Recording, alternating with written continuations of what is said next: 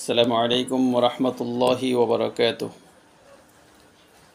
الحمد لله وكفى وسلام على عباد الله نصطفى أما بعد. أعوذ بالله من الشيطان الرجيم. بسم الله الرحمن الرحيم. الرحمن علم القرآن خلق الإنسان علمه البيان. صدق الله العظيم. মহান রব্বুল ইজ্জাতের দরবারে অগণিত অসংখ্য সুজুদ পেশ করছি যে মহান রব্বুল আলামিন আমাদেরকে দয়া করেছেন, মায়া করেছেন, ভালোবেসেছেন, আমাদেরকে মানুষ হিসেবে বানিয়েছেন এবং মহান রব্বুল আলামিন মানুষ হিসেবে বানিয়েই আমাদেরকে ছেড়ে দেননি।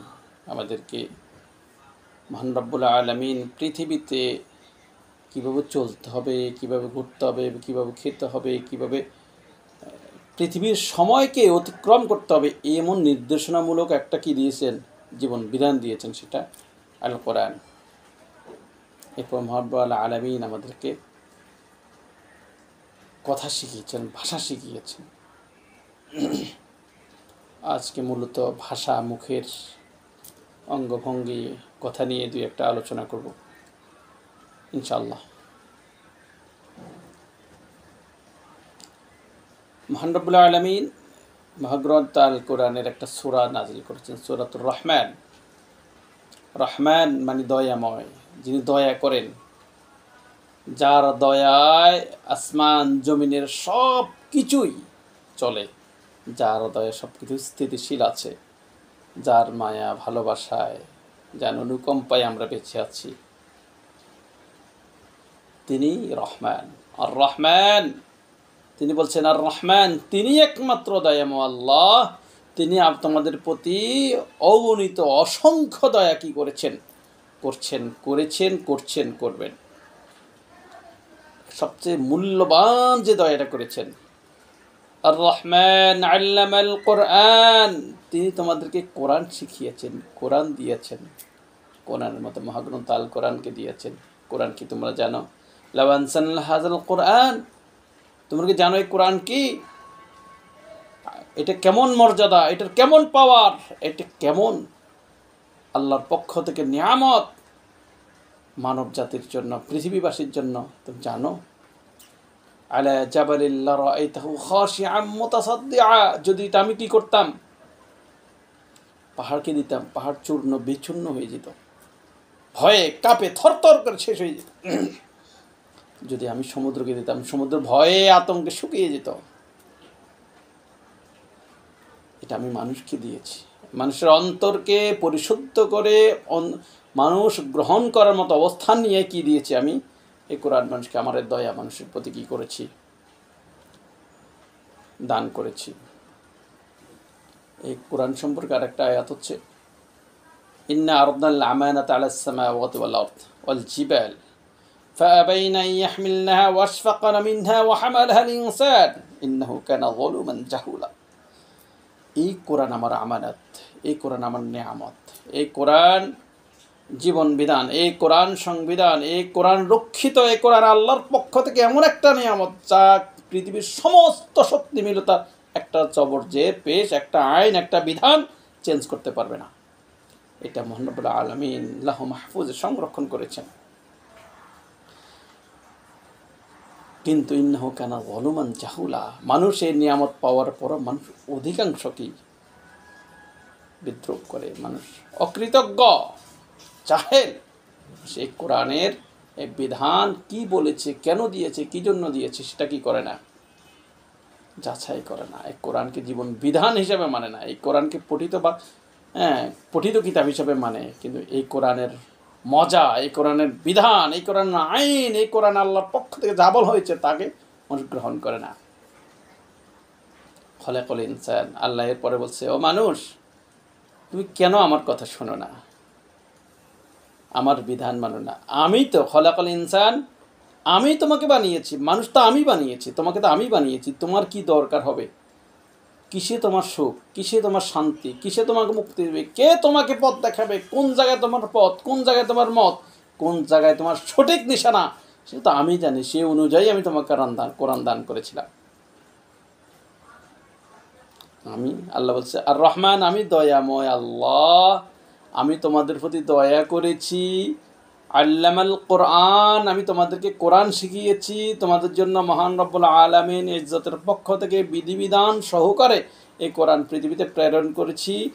খলাকাল ইনসান, আমি জানি মানুষ, আমি মানুষ তোমাদেরকে সৃষ্টি করেছি, তোমাদের কোথায় কি দরকার, করণীয় বর্জনীয় সব এই বিধানের ভিতরে রয়েছে।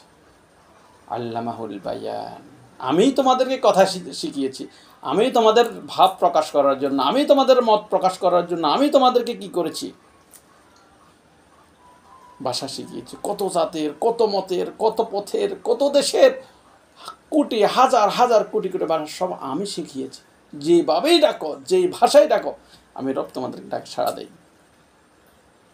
আল্লামাহুল বায়ান, আমি যে তোমাদেরকে কথা শিখিয়েছি, আমি তোমাদেরকে কথা বলার ক্ষমতা দিয়েছি, আমি তোমাদেরকে কথা বলার উপকরণ দিয়েছি, আমি কথা বলার জন্য তোমাদেরকে জিহ্বা দিয়েছি, আমি কথা বলার মধ্যে ঠোঁট দিয়েছি, আমি কথা বলার মতো কি কণ্ঠনালী দিয়েছি। সুতরাং ওয়াল্লাযীনা হুম আনিল লাগবি মুরিদুন, আমার দেয়া ঠোঁট দিয়ে, আমার দেয়া জিহ্বা দিয়ে, আমার দেয়া কণ্ঠনালী দিয়ে আমার বিধানের বাইরে কোনো কথা বলিও না, অতিরঞ্জিত একটা কথা বলিও না, কোরআনের বিরুদ্ধে কথা বলবে না, ইসলামের বিরুদ্ধে কথা বলবে না, আমি রবের হুকুমের বিরুদ্ধে কথা বলবে না, আমি রবের হুকুমের বাইরে একটা অবাঞ্ছিত শব্দ, অপঠিত শব্দ উচ্চারণ করবে না। কারণ আলাম নাজআল লাহু আইনাইন ওয়া লিসানান ওয়া শাফাতাইন, আমি তোমার চোখ দুটো দিয়েছি আমি রবকে দেখার জন্য, আমি তোমার জিহ্বা দিয়েছি, আমি তোমার ঠোঁট দিয়েছি, আমি রব দিয়েছি, এগুলো তোমাকে আমি সাক্ষী স্বরূপ দিয়েছি। আমি রবের গুণকীর্তন করার জন্য, আমি রবের প্রশংসা করার জন্য, আমি রবের তাসবিহ তাহলিল পড়ার জন্য, আমি রবের পক্ষে কথা বলার জন্য, তা'মুরুনা বিল মা'রুফ ওয়া তানহাউনা আনিল মুনকার, সৎ কাজের আদেশ দেওয়ার জন্য, অসৎ কাজকে নিষেধ করার জন্য আমি তোমাকে জিহ্বা দিয়েছি, আমি তোমাদেরকে ঠোঁট দিয়েছি, আমি তোমাদেরকে কথা বলার ক্ষমতা দিয়েছি।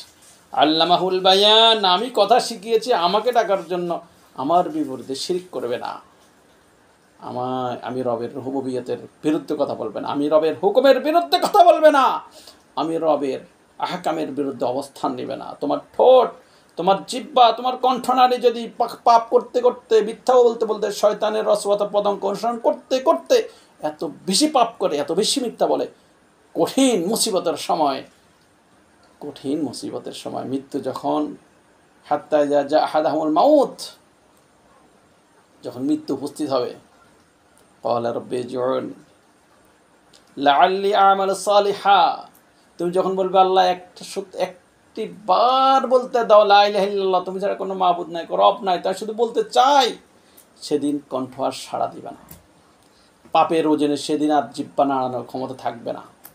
তাহলে ওরাই যা বালাগাতুল হুলকুম, যখন কণ্ঠনালীতে রূহ চলে আসবে, শরীর নিস্তেজ হয়ে যাবে, ফালস কাজ করবে না, ফুসফুস কাজ করবে না, সমস্ত শক্তি দিয়ে একবার বলার চেষ্টা করবে লা ইলাহা ইল্লাল্লাহ, কিন্তু সেদিন বলতে পারবে না। যে জিহ্বা দিয়ে এত বেশি পাপ করেছ, ওই জিহ্বা কি সাড়া দিবে কালেমা পড়ার জন্য? পাপের ওজনে কি জিহ্বা নাড়া দিবে? দিবে না। যেই চোখ দিয়ে এত বেশি পাপ করেছ, এত বেশি পাপ করছো, যে রব চোখ দিয়েছে রবের গুণকীর্তন করার জন্য, রবের নিদর্শনাবলী দেখার জন্য, রবকে সেজদা করার জন্য, এই চোখ দিয়ে এত বেশি পাপ করেছো, যখন চোখের পর্দা খুলে দেওয়া হবে, তখন কি তুমি আশা করছো এত পাপ নিয়ে সেদিন রহমতের ফেরেশতা দেখবে? না, সেটা কীভাবে সম্ভব? সুতরাং প্রতিটি কথা ওজন করে বলো, এই জিহ্বার সদ্ব্যবহার করে, ঠোঁটের সদ্ব্যবহার করো, কণ্ঠনালীর সদ্ব্যবহার করো, অহেতুক কথা বলো না, মিথ্যা কথা বলিও না, পাচার কথা বলিও না, মানুষের বিরুদ্ধাচরণ করিও না, পিছনে কথা বলিও না, গীবত করবা না, শিকায়ত করবা না, জিহ্বার পরিপূর্ণ হক আদায় করে উদউল্লাহ, আল্লাহর ইবাদত করো। আল্লাহ বলছে ওমা খলাকতুল জিন্না ওয়াল ইনসা ইল্লা লিয়াবুদুন, ও মানুষ, আমি তোমাকে এবং তোমাদেরকে এবং জিনকে সৃষ্টি করেছি শুধু আমার দাসত্ব করার জন্য, আমার গোলামি করার জন্য, আমার হুকুম পালন করার জন্য, আমার ইবাদত করার জন্য। তো সুতরাং এই জিহ্বা, এই জিহ্বা, এই ঠোঁট, এই কণ্ঠনালী, এই চোখ, এই মেমোরি যেন আল্লাহর বিধানের বাইরে না যায়, আল্লাহর হুকুমের বাইরে না যায়, আল্লাহর বিধানের বাইরে একটা শব্দ যেন উচ্চারণ না হয়। এই জিহ্বাকে ইবাদত বন্দেগী করতে করতে রবকে ডাকতে ডাকতে এমনভাবে নূরে পর্যবেষ্টিত করতে হবে, নূরের আলোকিত করতে হবে, যেন এটা পাতলা হয়ে যায়, গুণামুক্ত হয়ে যায়। মৃত্যুর সময় মুখ দিয়ে পরপর আল্লাহ আশহাদু আল্লা ইলাহা ইল্লাল্লাহ ওয়া আন্না মুহাম্মাদান আবদুহু ওয়া রাসূলুহু মুখ দিয়ে বের হয়ে যায়। মহান রব্বুল আলামিন আমাদেরকে হয়তো কথাবার্তা থেকে মুক্ত থেকে মহান রব্বুল আলামিনের গুণকীর্তন করার তৌফিক দান করুন। ওয়া আখিরু দাওয়ানা আনিল হামদুলিল্লাহি রাব্বিল আলামিন। আসসালামু আলাইকুম ওয়া রাহমাতুল্লাহি ওয়া বারাকাতুহু।